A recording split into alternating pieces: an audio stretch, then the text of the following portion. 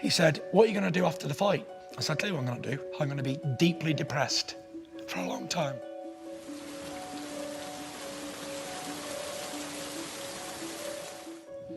You know, I went over to Germany and it didn't feel like I was doing a great thing. Something I'd worked for my whole life, and when I finally achieved it, it was like, oh well, that was a load of rubbish. Something I'd worked all my life for, fought so many hard fights to get. I was on the verge of greatness, and it didn't mean nothing. Someone asked me, he said, what are you going to do after the fight? I said, I'll tell you what I'm going to do. I'm going to be deeply depressed for a long time. Darkness and grey clouds. Every day was grey.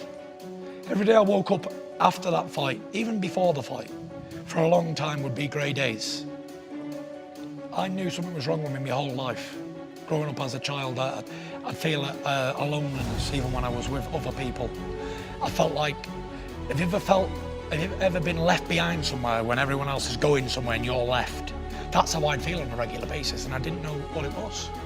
I didn't understand it. I wasn't a confident character what you see today. I was a very shy, reserved, skinny little whippet kid. And I had no confidence, and I didn't know what I was going to do. I knew I was going to be heavyweight champion from the day I could ever think of anything but boxing, and that was my ultimate goal. I knew that was never going to be moved, but I didn't know I was going to get there. But yeah, growing up I had no confidence. I wasn't given any confidence. I was always told that I couldn't do stuff and I'd never do anything, I'd never achieve anything, so that made me worse, basically. And I had a feeling that I didn't want to wake up anymore, I didn't want to live. I'd say to my dad, my brothers, I wish I was dead 24 hours a day. Just constantly wishing bad things on myself and like not wanting to live, and I didn't value my family, my friends, achievements, money, fame, glory. Nothing meant nothing. What does it all really mean when I'm not well on the inside? Exterior assets mean nothing if you can't control what's going on in the inside. Is that if a man's got a disease or a bad problem, or he's handicapped or disabled, you can see it. But I can walk down the street, nobody can see in my mind. They don't know what I'm doing. I could be on the verge of suicide and you couldn't tell. I can't tell you in words how I felt, how down I was. When you lose control of your own mind, you're in a bad place. I was going through hell. I was being tortured by demons and devils on a daily basis. So many people take their lives on a daily basis through mental health problems. And others look at them and say he was a weak person or she was a weak person. Well, not weak, you just need help.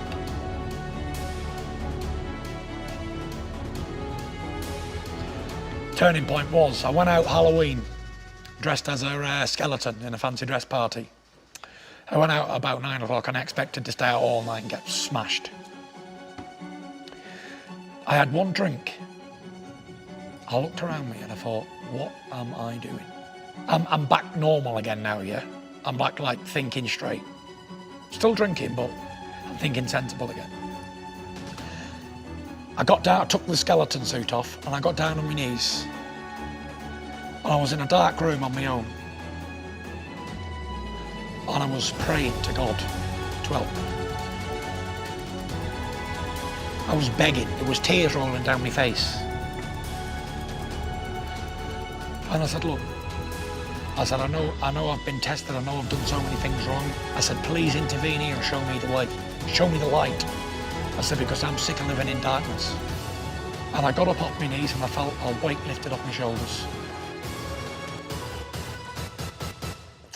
And I called out to my wife, I said, Paris here. She said, what? I said, tomorrow, I said, I start to turn my life around.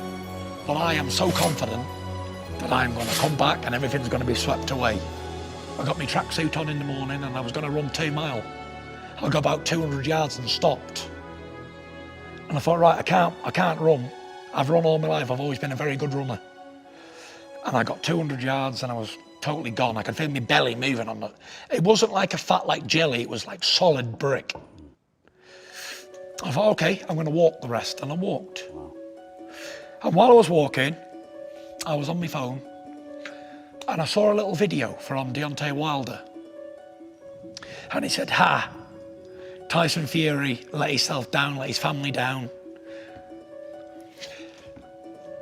And I thought to myself, you know what? I'm going to give it you proper. You're my motivation now. And then I went to the Boxing Board of Control and I said, right, I want my licence back, I'm going to make a comeback. They said, right, you need to pass the same person who made you medically unfit.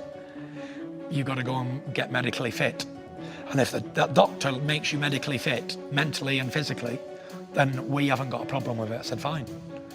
So I went and saw all the psychiatrists, and everybody I'd saw, Dr. Phil, Dr. Martin, all these people, they said, excellent, perfect. He said, no problem, stamp, bang, bang.